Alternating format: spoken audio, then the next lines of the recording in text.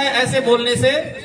हाँ जी। पूरे मध्य भारत के 10 राज्यों में लागू होता है। उस 10 राज्यों में से ये उड़ीसा भी एक है, और उस उड़ीसा में से आपका जो ये मलकानगिरी जिला है वह भी एक जिला है जहां ये कानून लागू होगा।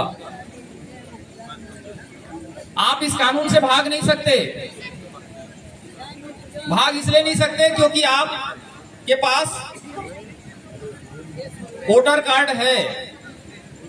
आप जाने में, अनजाने में, चाहे में, अनचाहे में आप वोट डालेंगे ही डालेंगे। और वो कानून अलग तरीके की व्यवस्था की बात करता है। इस बात को आज आप लोगों को समझना पड़ेगा। मैं दोबारा बोल रहा हूं, ये देश किससे चलता है बोले? संविधान से। और इस संविधान के चलते ये संविधान एक छाता है, छतरी है। उसके नीचे में कई कानून हैं जिससे ये चलता है। ये खुद से नहीं चलता। यदि आपको आरक्षण देना है, आपको आदिवासियों को रिजर्वेशन देना है, तो रिजर्वेशन का एक अलग से कानून बनेगा। आपको कानूनों में शिथिलता देना है तो संबंधित कानून बनेंगे। आपको यदि कोई लाभार्थी योजना से जोड़ना है तो उसके कानून बनेंगे। ये खुद संविधान सीधे आपको रन नहीं करता। ये एक व्यवस्था देता है, ढांचा देता है ऊपर में, और वो नीचे उसके कानून बनाने के लिए बात करता है। और कानून बनाने के लिए सबसे ऊपर में संसद है जिसमें आपने सांसद चुन के भेजा। उसके नीचे में विधानसभा है जो उड़ीसा की विधानसभा में बैठते हैं। और जो तीसरा होता है, याद रखिएगा, सबसे नीचे में ग्राम सभा। सबसे नीचे में ग्राम सभा। एक नारा आप लोग सुने हैं कि नहीं सुने हैं मुझे नहीं पता। हम जनरली छत्तीसगढ़, मध्य प्रदेश, राजस्थान, गुजरात, झारखंड, इस एरिया के जितने लोग हैं, एक नारा जरूर गूंजता है। वो नारा है, लोकसभा ना विधानसभा, सबसे ऊंची ग्राम सभा। लेकिन ताज्जुब है कि जिस ग्राम सभा को आप जानते नहीं है, उसके बारे में मैं आज आपके पास आया हूं बताने के लिए कि जल, जंगल, जमीन अपने स्वशासन, स्वशासन मतलब रोटी बेटी, लेन देन, ठीक है ना, अपना रहन सहन, खान पीन, पहनावा ओढ़ावा, धर्म, पंथ, सामाजिक, राजनीतिक, आर्थिक व्यवस्था के बारे में आप स्वयं निर्णय ले सकते हैं। मतलब ये जो गांव है वो गांव खुद निर्णय ले सकता है। हमें लोकसभा वालों को कोई आपत्ति नहीं है, हमें विधानसभा वालों को कोई आपत्ति नहीं है। ऐसा इस किताब में लिखा है। और ऐसा इस किताब में लिखने के लिए संविधान को संशोधन करना पड़ा 1993 के समय में। और उस व्यवस्था को कहते हैं पंचायत व्यवस्था। और पंचायत व्यवस्था को संशोधित करते हुए यहाँ लाया गया, जिसके तहत ही आप लोग यहाँ सरपंच और कमेटी मेंबर और परिषद के मेंबर बने हैं। लेकिन वह व्यवस्था मलकानगिरी को छोड़ करके था, आप लोगों के यहाँ गलती से लागू हो गया, है ना। आदिवासियों के पास क्या होता है? आदिवासी भोले हैं, भाले हैं, चुपचाप रहते हैं, सहन कर लेते हैं, समझ रहे हैं ना। आपके पास चतुराई नहीं है। लेकिन जो गैर लोग हैं, जो गैर आदिवासी हैं, वो आपको छलते हैं, आपको धोखा देते हैं, समझ रहे हैं ना। तो यदि सरपंच बनने की बारी आएगी तो उसके पास तो पैसा है, वो तो वोट खरीद लेगा। खरीदेगा कि नहीं खरीदेगा? खरीद लेगा, समझ रहे हैं ना। तो सरपंच कौन बनेगा? यदि ये व्यवस्था संविधान में ऐसा लिखा है कि हम सरपंच बना देंगे पूरे देश भर में, पंचायत बना के, तब दूसरे लोग सरपंच बनेंगे। और इस गांव में यूपी बिहार के लोग आए, लोग जो बाहर से आए लोग रहेंगे, वही अपने धर्म संस्कृति को आपके ऊपर थोपेंगे। थोपेंगे कि नहीं थोपेंगे? भाई जो मुखिया है, जो राजनीति में है, वही आपका गुणगान गवाएगा। वो जैसा प्रवचन बोलेगा वैसा आप प्रवचन पे हाथ जोड़ेंगे। ये है कि नहीं है? इसलिए सरकार ने सोचा, संविधान के संशोधनकर्ताओं ने सोचा कि यदि 5वीं अनुसूची क्षेत्रों में जहां आदिवासियों की जनसंख्या है, यदि वहां पे यदि बाहरी लोगों को मुखिया बना दिया जाए तो इनका जो आदिवासियत है, इनका जो कोयतुर्निंग टेक्नोलॉजी है, इनका जो प्रकृति सिद्धांत पे चलने वाले लोग हैं, वो व्यवस्था चरमरा जाएगा। तो इसलिए आदिवासी क्षेत्रों में ये त्रिस्तरीय पंचायत व्यवस्था लागू नहीं होगी। इसका मतलब समझना, जितने लोग सरपंच बने हैं उस व्यवस्था को संविधान ने मलकानगिरी में मना कर रखा है। ठीक है, यहाँ सरपंच नहीं हो सकते, ऐसा संविधान के 243 M में लिखा है। लेकिन हुआ क्या, थोड़ा जानना चाहिए मलकानगिरी के लोगों के साथ में क्या धोखा हुआ, ये जानना चाहिए आपको।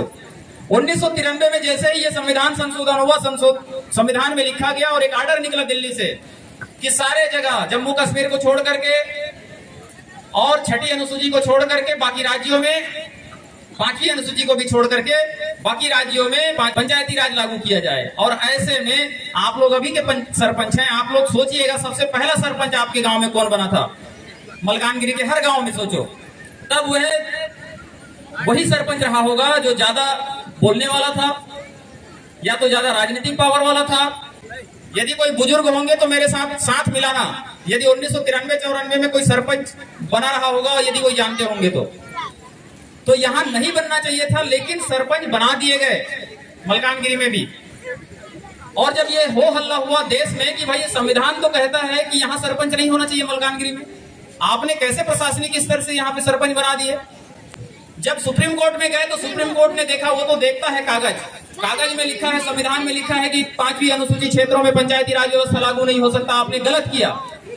तब सरकार ने सोचा कि भाई हम तो सरपंच बना दिए, गलती से बना दिए, अब कैसे करें। तो सरकार के पास दो विकल्प थे, सरकार के पास दो रास्ते थे, या तो उन सरपंचों को मलकानगिरी से वापस घर बिठा दिया जाए कि भाई साहब हमसे गलती हो गया, सरपंच नहीं बनाना था आपको, लेकिन गलती से ऑर्डर निकल गया, आप सरपंच रह गए हैं, 2 साल बाद आपको वापस लिया जाता है, आप वापस चले जाएं, बैठ जाएं। सरकार ऐसा कर नहीं सकती क्योंकि वोट बैंक का माजरा है, वोट बैंक खसक सकता है उस सत्तासीन पार्टी का।